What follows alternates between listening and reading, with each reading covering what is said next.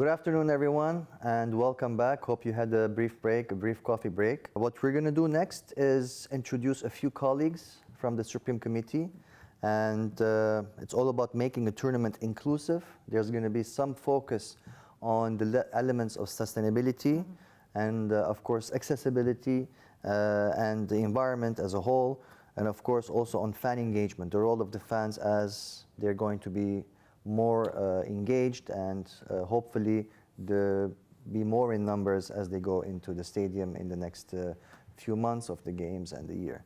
I'd like to welcome Dr. Talar Sahsuvaroglu. She's going to be a moderator for this session. She is the sustainability and environmental expert at the Supreme Committee.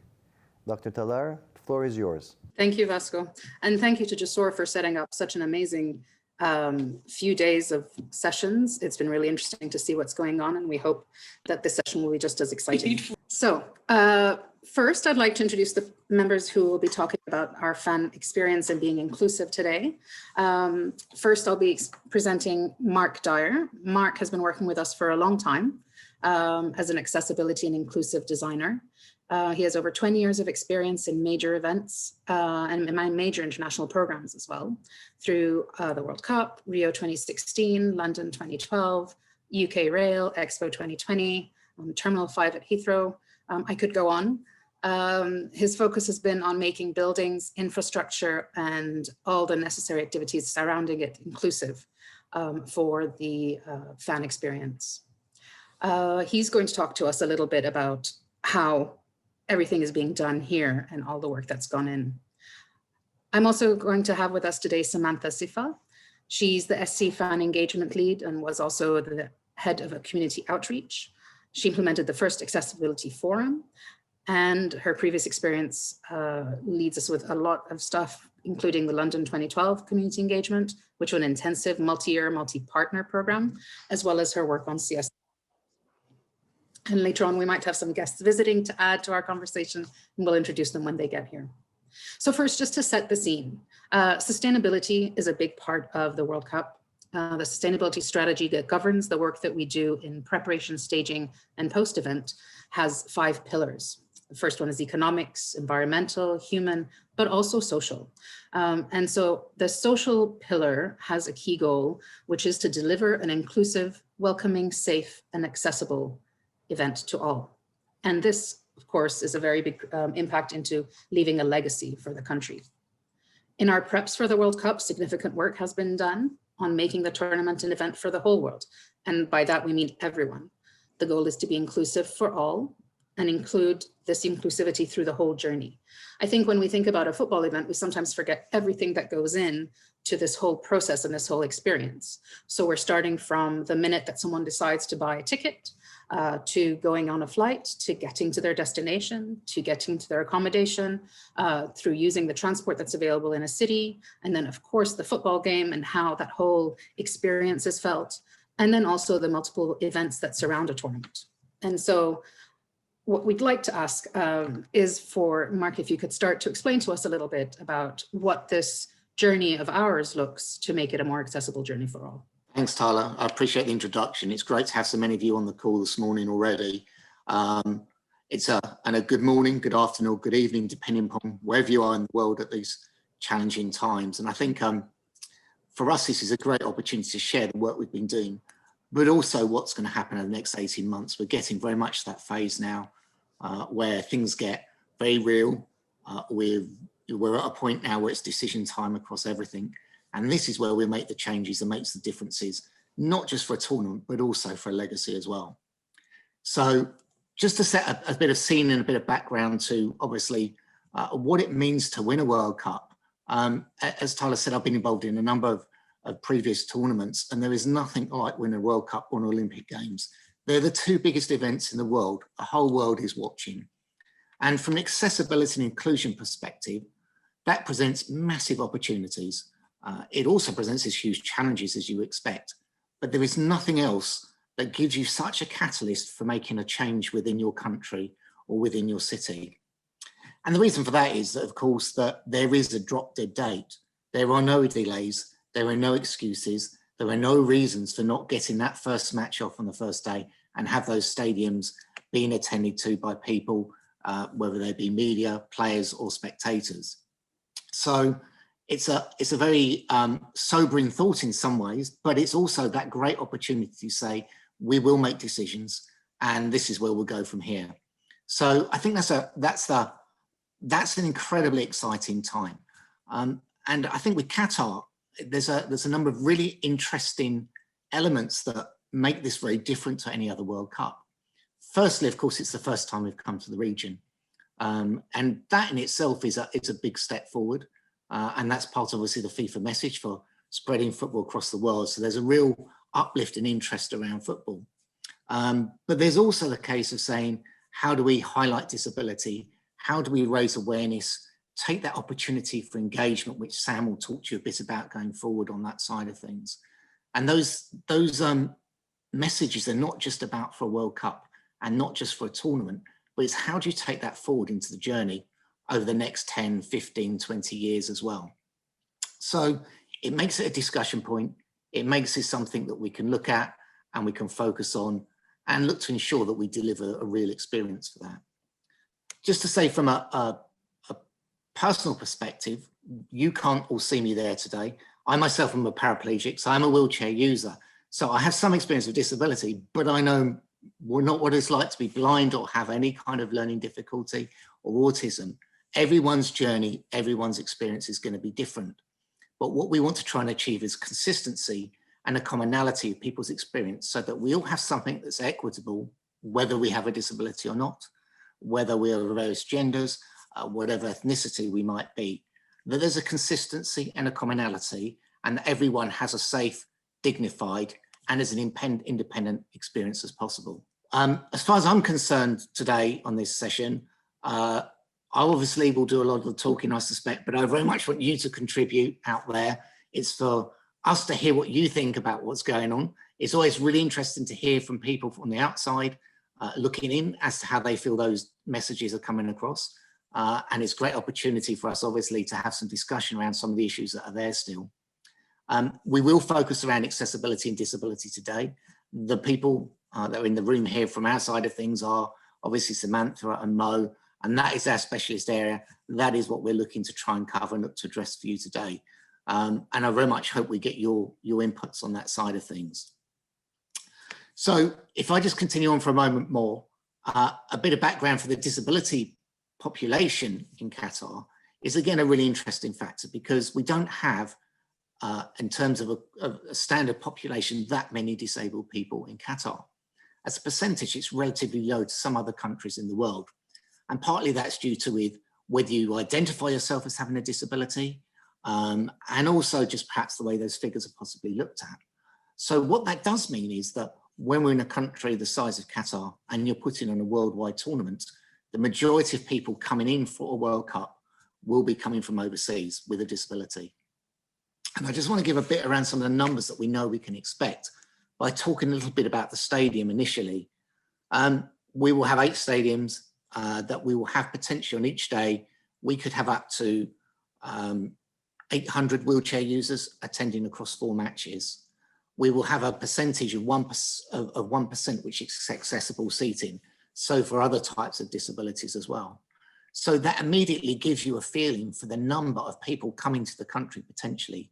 We suspect of those 800 wheelchair users attending a match on any given day, 700 of those are potentially coming in from another country. So that's a massive logistic issue to address. It's a massive infrastructure issue. And it also creates a challenge for what we already have and what already exists within our existing frameworks around accommodation, around transport, to say there's a big uplift there we need to address and ensure the balance we get is right between a permanent change and a temporary change, and what we do delivers that legacy again going forward. As Talar says, I've been around on the project now for quite a long time, not quite as long as her or Sam, I don't think, but quite certainly some time. And it's been great to see how that message has evolved now over the last few years. I think it would be fair to say, and I'm sure I'll let Sam add a few bits in a moment, but the discussions around disability very early on were very limited. the engagement with disabled people was something we really had to work on. Disabled people, as with so many other global sporting events that you work on, don't necessarily, they feel they have a voice. And this is the real opportunity to get people involved in having a say and making those kind of contributions to their future, but also the pride in the country putting on the event as well. So I think that was a very key part of what we're looking at. I mentioned a little bit about the stadiums and obviously those numbers of disabled people, but when people are here, either living here or coming in from another country, the key thing we want to show is that there is a journey that they follow. And that journey is consistent, as I mentioned before, but also they can be assured of an expectation is met around their experience and that they will feel the same joy, the same confidence, they share the same experience as any other disabled person. But I think it'd be great to, if I can maybe hand over to Sam, just to talk a little bit about how she thought the experiences were when she first came over and how we look to engage with disabled people at the start. And obviously there's as Talar mentioned, we've had an Accessibility Forum. And Sam, do you want to just give a bit of background as to how that started and how we started that conversation? Hi, afternoon, everybody. Thank you, Talar, for the introduction. My name's Samantha. I don't have an inclusion or accessibility background. I joined the SC in 2014 in the community engagement team.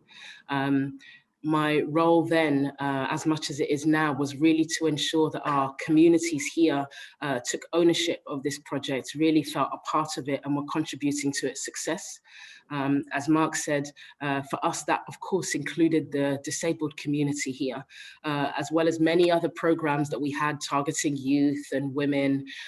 We were very keen to hear the voices of our disabled community to ensure that what we delivered really had not only an impact on the fan experience for disabled fans, but also long-term had a really vibrant legacy that left a physical infrastructure that was of course going to benefit disabled people, but also a social change, you know, an ability for government agencies to communicate, to consult with people with disabilities to ensure that their voice was heard and included in both the plannings and the operational decisions for any such given project. So in 2015, we set about contacting organizations and individuals across healthcare, education, social care throughout the country. And it was very clearly quite a small community. And with everyone we visited, they would recommend somebody else that we went to meet. And in 2016, we launched the Accessibility Forum with probably around 40 different entities on it at the time. And many of these organizations represented the needs of disabled people. I would say that since 2015, actually, we've seen a gradual increase of disabled people themselves representing their own needs on the panel, which for me is the most significant thing to see. And we began, of course, by considering this as a holistic project. You know, if we're talking about the legacy, as Mark has already touched on, that journey, it doesn't begin and end with our stadiums. Quite the contrary, you know, they're actually going to spend a very limited time in the stadium. It's about everything that's around the infrastructure, the museums, the galleries, the tourist attractions. So we actually set up a group with many of our stakeholders or local partners. At that point, we focused on infrastructure. So we brought on the likes of Ministry of Transport and Communications, Ashgal, Hamad International Airports, for example. And we just came together with the group to identify some of the areas that were of most significance for them in particular. And started to address what the organizations could do. We never, you know, committed to this being a quick fix. The whole idea was to start brokering those conversations that previously didn't exist. And I have to say there have been some successes and there have been some failures, you know. There have been some agencies that really responded and rose to the challenge. And there have been others that have been less open and less willing to change. But I think the whole idea of this infrastructure infrastructure of this group, of people who are not experts. You know, they're not planners or they're not architects. They're people with disabilities who live in Qatar, or people who work or represent people with disabilities in Qatar, who understand the challenges that are faced day to day in life and want to see those challenges addressed by way of the tournament. So I think that in itself gave the group real credibility. And over the years, we've grown in the terms of types of organizations we've partnered with. We've branched out to the cultural sector as well, including Qatar, who else was supporting us? MIA, of course, Qatar Museums, and the Ministry of Culture and Sports as well. And that, I would say, one of our greatest successes actually was Qatar. They invested over $1 million in infrastructure changes, signage changes, putting handrails around Qatar. I'm sure people will say there's still more to be done, but the point, they really took on board the recommendations that were made by the forum and addressed them. So the way traditionally it worked, we would bring the forum or the group to the institution. You know, it wasn't that we would bring them to the institution. They would have an opportunity to present their plans, show them what was being developed or planned to be developed, and the forum would be able to share advice and recommendations for consideration. And then as throughout the journey of delivery, the forum would be consulted with on an ongoing basis. I would say of the last few years, the focus really has been on our stadiums, because we're at the stage now where we're starting to launch them. So less work with our partners, but I hope in the future that will continue. But our focus really has been on our stadiums and ensuring that prior to any stadium opening, the Accessibility Forum have a chance to come and review the infrastructure, review the stadiums, and again, provide us with recommendations. I actually have a short film that I'd like to play that just highlights one of those experiences. So please excuse me, I will just share my screen.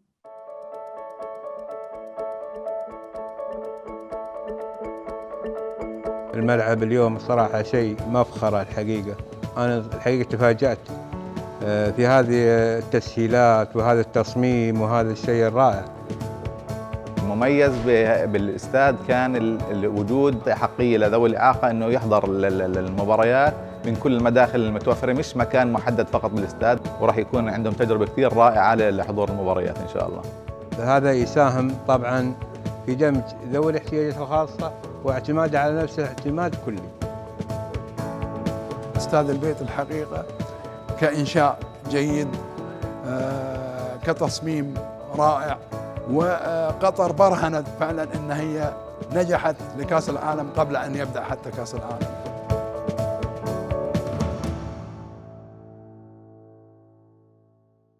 This is the latest trip that we did with the Accessibility Forum to Al Bayt Stadium. So we brought a group of about 30 individuals. This is Dr. Khalid Al-Naimi, who heads the Federation of the Blind here in Qatar.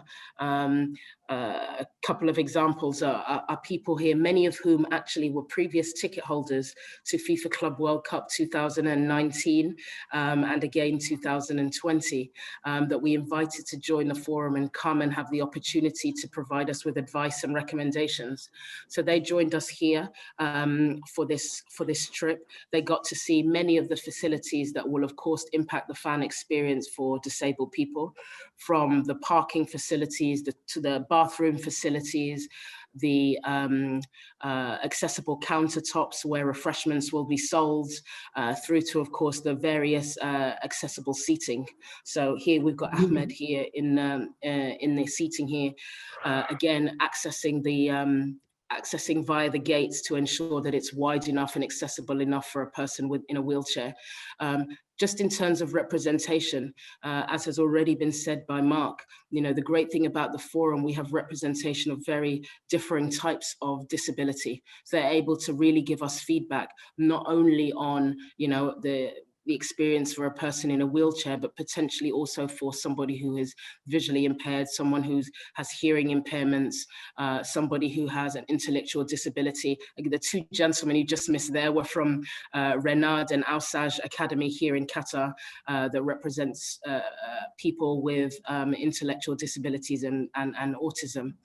So we had a real range of voices, and therefore the recommendations reflect that. But overall, I think they had a great experience, and it was a great opportunity for them to see this stadium that, although in the making for many years, some of them anyway have been part of this journey and process with us for several years in the making. I will stop sharing, and also, one thing that I wanted to mention before handing back over to Mark is the sensory rooms that we have been delivering. So that actually was born through the Accessibility Forum again several years ago on one of our stadium visits. I think it was Khalifa International Stadium. They mentioned that there was a lot of facilities for those with physical disabilities, but not enough for those with intellectual disabilities. We took that on board. We looked around globally. We thought about what we could provide, and the sensory rooms were born. We actually launched our first sensory room at Khalifa Stadium when it was launched, and have subsequently had a sensory room in all of our stadium launches, and in fact some of the tournaments that we've delivered. They are always done in partnership with a local provider who sits within the Accessibility Forum. But they essentially provide a safe space for people with autism or suffering other cognitive disabilities. It provides a space when the stadium becomes very loud and noisy, and perhaps there's sensory overload, for a quiet space for them to retreat to with a family member, because each person that is provided with a ticket is allowed to bring a guardian or support staff with them. So they can retreat there where it's quiet, it's dark, and they, when able to or when feel ready to, they're able to return to the stadium stand and enjoy the rest of the match. I think it's been a huge success within the community. And the great thing is, as I said, it was born from the community, and you know, they help us in the delivery of it. So we've partnered with Qatar Rehabilitation Institute, we've partnered with Alsaj and Renard and the Learning Centre at QF. We've partnered with the Ontario Centre for People with Special Needs. These are all local partners that joined the Accessibility Forum that wanted to see real change, and they've been part of making that change happen. And I hope that moving forward, whether we have the equipment, they have the equipment, that partnership continues, because it's from this community that I very much hope that people will purchase tickets for the tournament and be able to use the accessible provision that we're building together. We're in the sensory room, which is one of our accessibility initiatives as part of the tournament, ensuring that we offer an inclusive and accessible experience for all of our fans. It's specifically for young people with cognitive and sensory disabilities. It offers a safe space, enabling them to get away from the noise and the action of the match when required. Then when ready, go outside and watch the rest of the match and enjoy the atmosphere outside. هو تو بادي انه يعني يستوعب ويتكلم وحاب انه يكون هو انسان اجتماعي، فنبينا ندخله على البيئه هذه. هم بالنسبه لهم يعني يكون الصوت جدا عالي، فحضور الاحداث الكبيره هذه في بيئه او تكون مثلا غرف خاصه تهيئه تدريجيا على اساس انه يحضر الاحداث الكبيره نفس هذه، يندمج مع المجتمع. هذا دليل ان المسؤولين قاعدين يهتمون بكل اطياف المجتمع. That's great, Sam. Thank you for that. And I think it was great to obviously see people having the opportunity to go around at such an early stage on that. We know the stadiums look fairly awe-inspiring, but to actually see people in those spaces and be able to use them easily. I think now's obviously a great point for us to, having just seen that video, to continue the conversation a little bit around stadiums as a whole. And I was fortunate enough to be involved at the very early stages of the planning of the stadiums before we even really had designers on board. And what we made very clear in those messages was that we didn't just want to deliver what was there as a stadium standard now. We wanted to try and look beyond, saying, okay, in 10 years from now, what might you expect to see in the stadium? And the sensory room that Sam's just been talking about is a classic example of that, of saying, if you'd have looked at 10 years ago, I don't believe there'd have been a single stadium around the world that would have had a sensory room. But in the last 3 to 4 or 5 years, they're becoming not only known out there, but actually an expectation of disabled people that they will be able to go with their families and with their children with autism and enjoy the same match day experience as everybody else. So Sam's done a terrific piece of work in getting that on the agenda for us.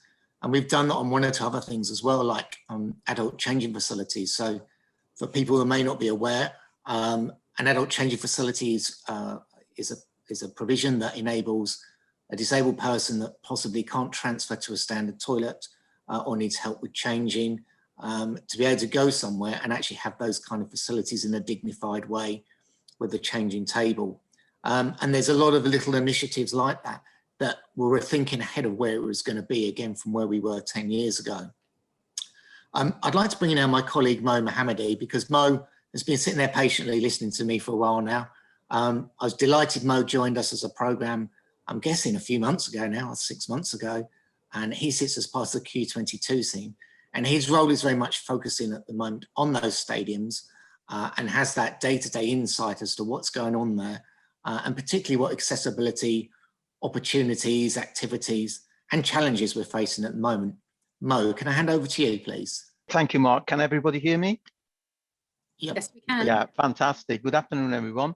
My name is Mohammadi. Thanks for that introduction, Mark, and thanks for setting the scene and Sam talking about the stakeholders consultation and involvement of disabled people into the whole process of design and making an inclusive tournament.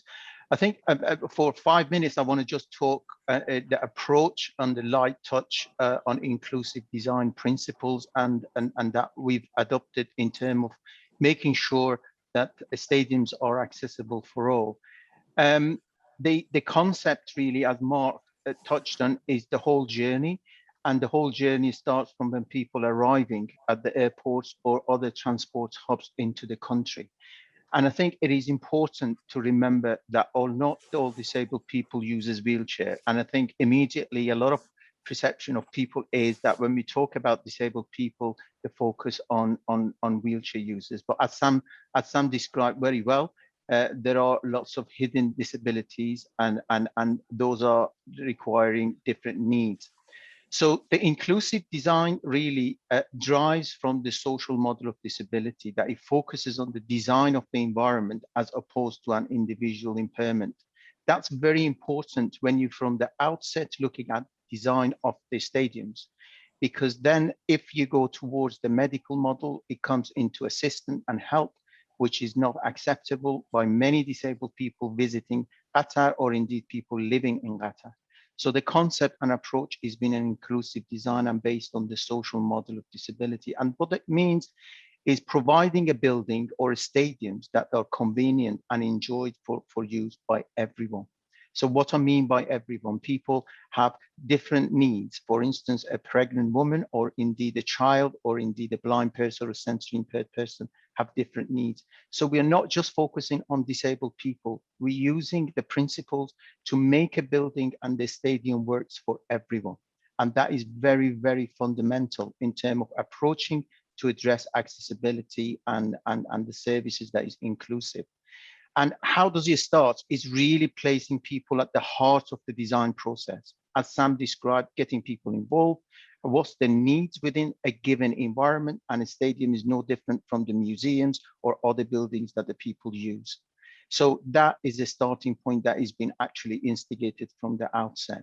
And I think Mark described about really getting or bedding in the principle of inclusivity and universal design from the outset, maybe 6-7 years ago. And that is, again, is quite important. So the designer bears in mind, obviously, what requirements there will be in order to make the stadium being more inclusive. And really, again, is about the diversity and the different type of the users, that a good design is actually addresses everybody needs. So it's not just about accessibility and offering choice. And I think that choice is important. Areas where we cannot obviously provide the facilities in an equitable manner, we need to obviously think about alternatives. What are the equivalent really facilities that we can provide and it can be enjoyed, have the same enjoyment by everybody there? and it has to have flexibility in use. And that's the key, because the legacy, what do we do with the stadiums in the long term? And those legacy programs are being developed for each stadiums where they will be sustained and people will enjoy using those stadiums for different purposes, different venues, and so forth. I touched on the whole journey. The stadium design, the experience really evolves around that, where the experience starts. Is access to information, pre-travel guide, which Mark will talk about that later stage, and the public transport accessibility, or the people coming by car. We are thinking of putting help stations and providing golf carts transfer from those help points, and having on-site information for all people arriving, including disabled people. The external environment accessibility is absolutely a key, because the people need to get from those stations, or indeed from their car, have a seamless journey to the stadium itself. And that means we need to dismantle those obviously curbs and provide tactile surfaces for sensory impaired people to navigate themselves towards the stadium. So stadiums accessibility in terms of facilities within the stadium, Mark touched on that. There will be accessible gates, level access to concourses, accessibility seating, which there are in 4 different categories. There are wheelchair users places. There are extra width accessibility seat, amenity seating, and easy standard seating. And all of them, they meet different needs of the spectators. Somebody who's got crutches, probably amenity seating will suit them well. Somebody who's coming with the wheelchair, obviously wheelchair places will be available. And all those seats, they will have companion seats adjacent to them, which means that obviously if people want to sit together and they need support or care, that will be facilitated within that. All the stadiums are equipped with lifts, stairs, accessible toilet, adult changing, accessible counters, baby changing, family toilets and changing, praise room, and wayfinding, and by the way of introducing pictogram to actually break down the barrier in terms of communication and those people with intellectual difficulties. And also within the stadiums, we have introduced the ADC, which is audio descriptive commentary for blind people. This will be obviously delivered at the FIFA Arab Cup as a pilot scheme, and with the way that we will be setting up for all the stadiums in the FIFA World Cup 2022. And those will be obviously involved in commentating, will be properly trained by people who have extensive experience in commentating the games for blind people. Now, talking about the physical accessibility, I mean, we touched on quite a bit, but I think the part of the puzzle is the policies and procedures and the training of the staff. I mean, it's no good to have obviously physical accessibility of the stadiums improved, but we need to ensure that the procedures and staff are well trained, obviously, to provide that service on an equitable way to disabled spectators. It is complicated, the stadiums, because it needs extensive collaboration with all function areas within the stadium when it comes nearer to the tournament. So there are many function areas that they come together, and you'll be surprised how they do actually function, but they do.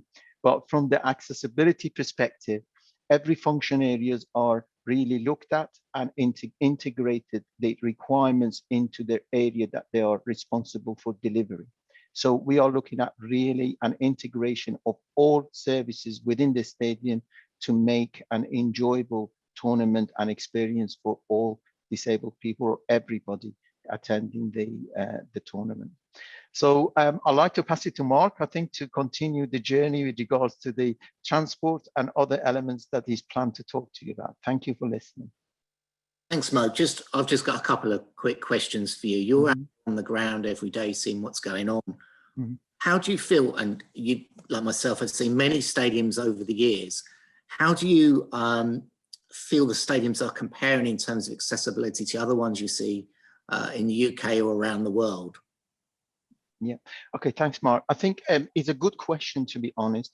Accessibility to sporting venues, and especially obviously football stadiums, has been evolving during past years, you know. And I remember originally in UK about 10 years ago, there were institutions where they were actually fighting for accessible seating within the stadium. Now we've come a long, long way. And now when I've seen all these new stadiums have facilities, for instance, in terms of adequate number of seating within the stadiums and facilities, it's fantastic to see.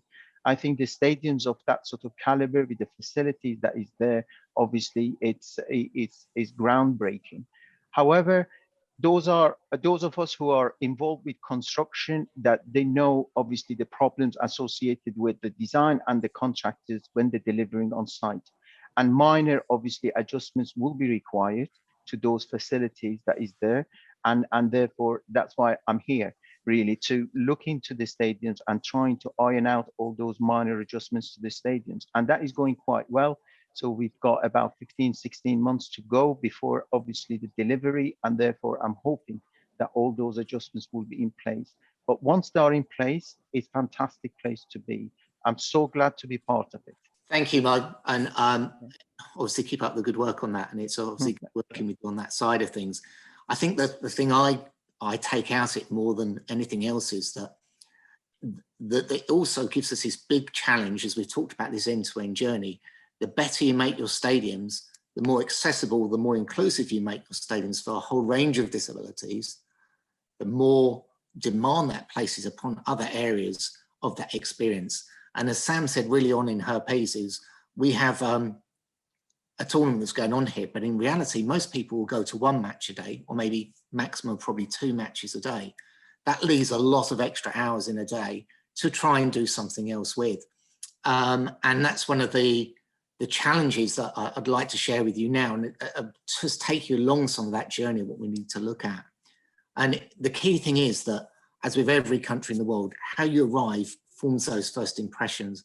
Within those first few minutes arriving in a country, it will define how you feel about a place, how you feel about an experience. And we're doing a lot of work now, as you would expect, particularly with the airport, Hamid International Airport, particularly. And those of you that know the airport or aren't aware of the airport, is an amazing building. It's incredibly sophisticated in its operation, the way it works. And it's a real leading international airport. As a disabled person coming through it, it creates some really interesting challenges, because the first thing you'll see there is there are distances. The distances from traveling from arriving off an aircraft through baggage reclaim. And I can see Talar, because she's trying to do this journey with 2 small kids as well very often. So it's the kind of challenges that you get there from creating some of these environments. But the key thing I think with a disabled person is that for many of them, and particularly if you're a wheelchair user, a flight is an unnerving experience, because you very much give your life over to them. Your life is in their hands for certain phases of that journey, because you probably can't independently get to your seat. You're relying on people to lift you or transfer you into seats. Again, for a lot of disabled people, use of sanitary facilities on a flight can be really difficult. So there's a whole range of different challenges that sit within it. And that in itself creates a level of anxiety before you travel. So ensuring that flight experience and that we are prepared for you and to meet your needs as an individual when you arrive is critical. So we're doing a lot of work with the airports at the moment about developing an operational standard and operational plan, and how that might start to look. And some of those key factors are obviously ensuring that we have that pre-booking information so that we can enable people to share with us what they really need. And it's a close relationship with the airlines on that side of things. It's ensuring that when someone arrives, that their wheelchair or mobility aid is made available as soon as they arrive at an aircraft door. And that's a really key part. If you can imagine that someone's been on a flight for maybe 5, 6, 7 hours and hasn't been able to use the sanitary facilities, sorry, there we go, find their nearest accessible toilet facility is critical. And to be able to do that and have that movement and comfort of being back in their own chair is really important. There are some really good lone wheelchairs out there, but if you're someone with a disability that uses a wheelchair on a regular basis, those aren't necessarily firstly comfortable or even that safe. So it's about understanding how we develop a process that pulls all those different pieces together. And there are other things that you would expect to see going forward. The assistance and training of staff is going to be critical. And there's 3 parts to that. You'll be dealing with a handling agent, you'll be dealing with an operational airport staff, and you'll be dealing with an airline. And again, joining up those parts of that particular part of the journey are critical. It only takes one break point in that experience for that to one, affect your confidence, and secondly, tarnish your feelings and assurances about you're going to have your needs met in a particular way. So we're doing huge amounts of work with airports at the moment, as you would expect. And I think we're already starting to see in those conversations that there is an understanding that to be an international airport we can really shout about in terms of what we deliver, in terms of a dignified experience for disabled people, there's a real willingness to make the change in the lead up to the tournament in 2022, but also for a legacy piece going forward that all helps to sell Qatar as a destination beyond the World Cup in 2022. I do think one of the big challenges we have, though, in terms of an arrivals process at an airport, is that we will see very small numbers of disabled people travelling in and out on a day-to-day basis at the moment. It's not typically a tourist attraction, and it's certainly not people travelling in and out for business very often as well. So the uplift in people coming in the days and the weeks leading up to the tournament is going to be a massive uplift. And we're going to have a lot of extra interventions to make that work. And the Arab Cup, which will be the end of this year, is a key test event, an opportunity for us to start testing some of those processes and hone those going forward for the next year. So that's just a little bit about in terms of how we work with an airport. They're a key stakeholder, and Sam mentioned we work with key stakeholders from the forum, and they will again play a key part in that going forward. We would like to get the forum there to share their experiences, to trial out routes, to trial out the processes that are being used, to understand how that most works for them. It's very much a team partnership piece. We can't do it independently by ourselves. We have to rely on those stakeholder organisations coming to the party and contributing in the same way into the same expectations as what we have. So just to follow up on a couple of other bits that I think are really critical to making the experiences work.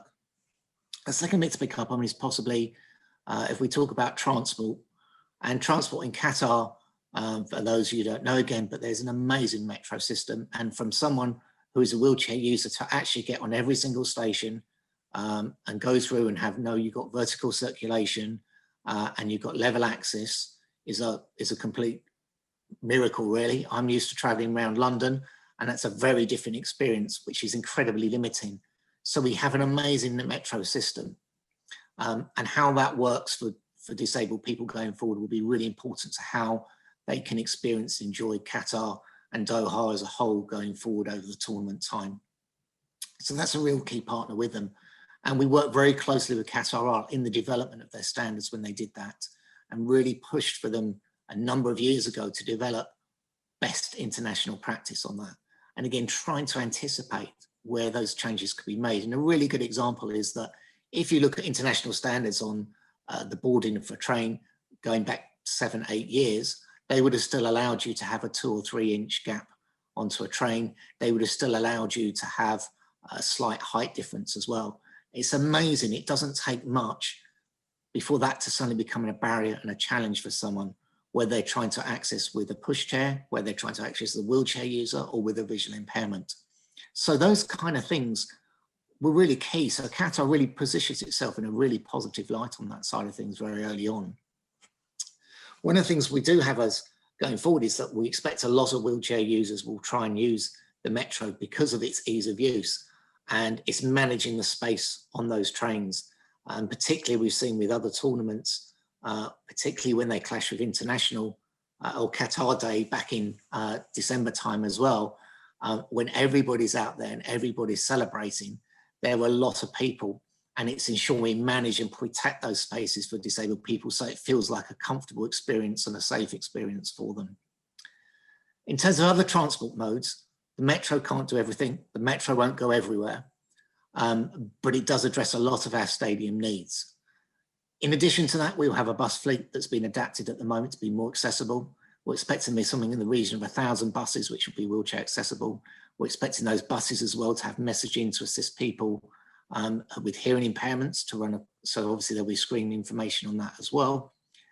We're expecting the kind of changes you'd see for people with visual impairments, such as colour contrast, on the vehicle as well as clear audio announcements as well. So all the kind of things you would expect to see in a top city. But it's really important to know those are all big changes going forward because the demand has never been there in this volume before. But what we do get is to leave this incredible legacy at the end of the day. And that legacy means that for the children and the future generations going forward in Qatar, these will be embedded into their culture and their expectation. And I think what's really interesting from the work Sam started as the foreman, that the massive groundswell of interest, particularly around autism and sensory rooms. And there's now a group set up of some 1,500 families, all with issues around autism or learning difficulties that talk to each other.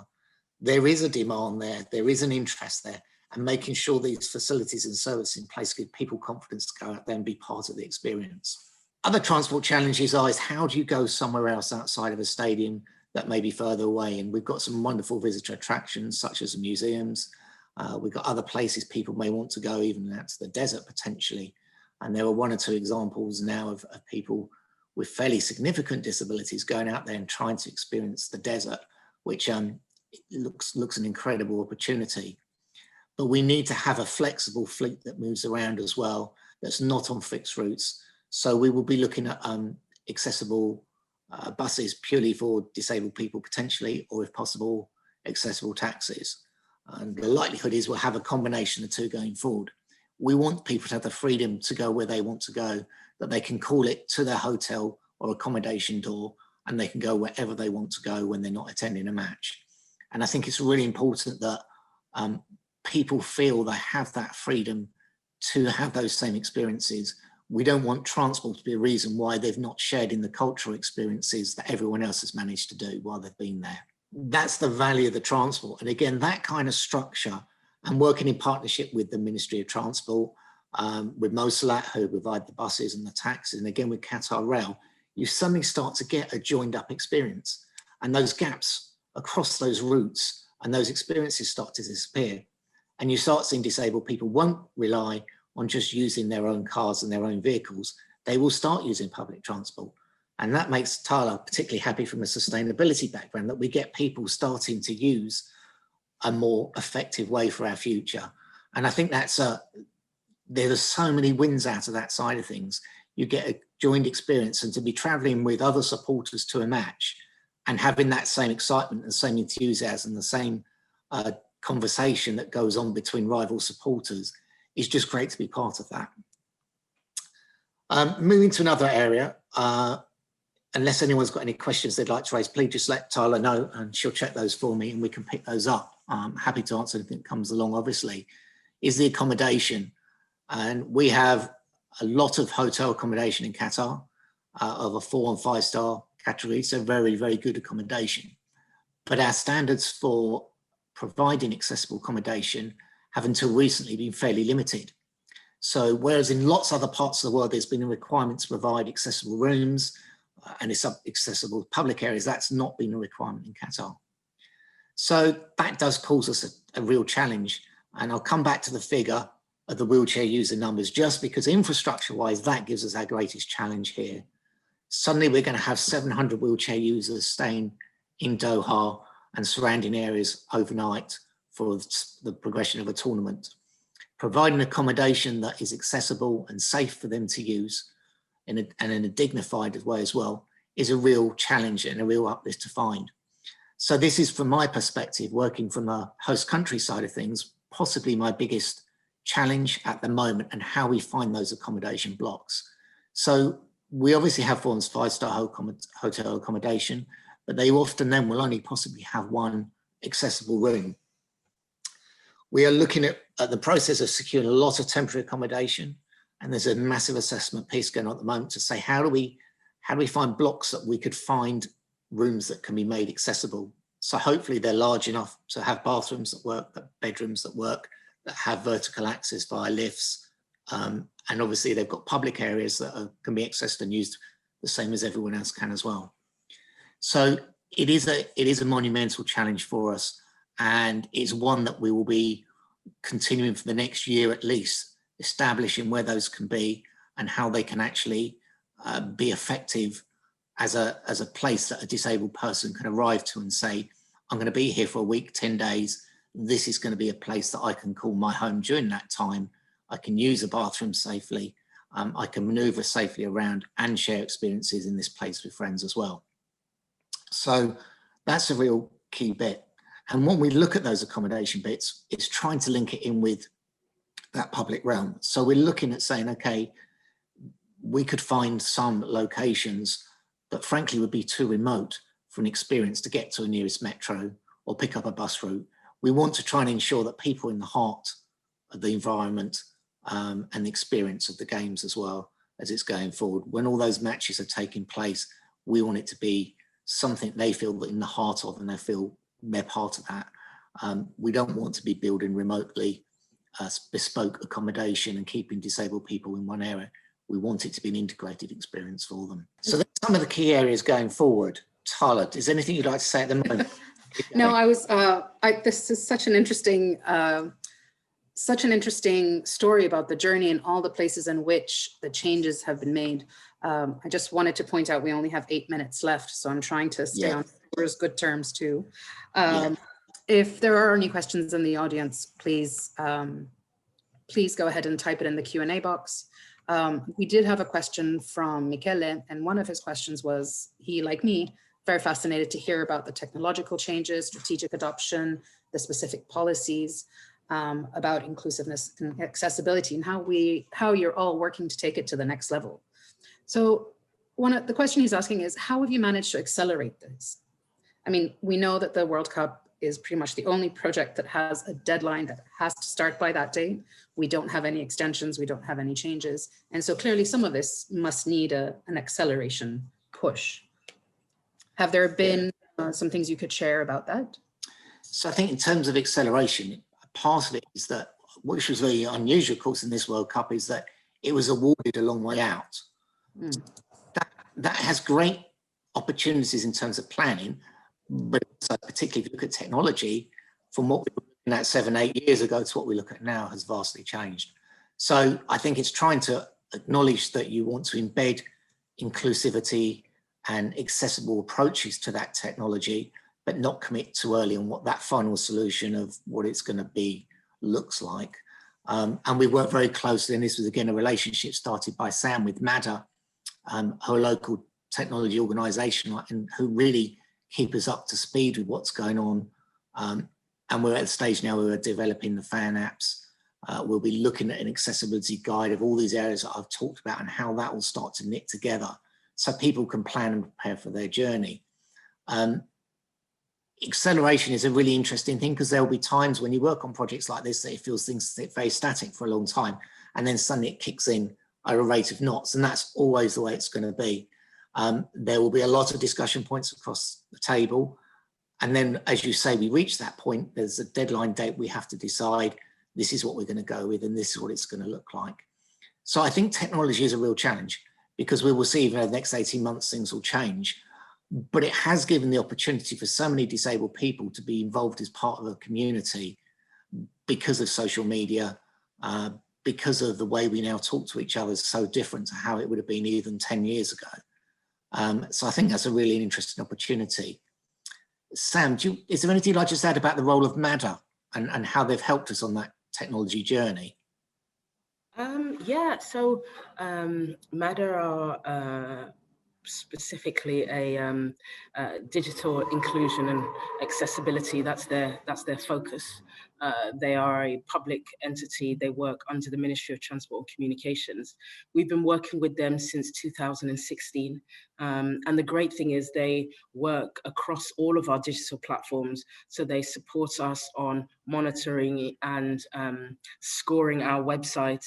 They will support us similarly with our app and any kind of digital platform that we create, providing us with guidance, training as well, to ensure that all of the documentation and digital assets that we are putting out into the public domain are accessible. So they have been, very supportive, not only in terms of accrediting us and making sure that we're meeting standards, but also providing us with training and insight as well, which is invaluable.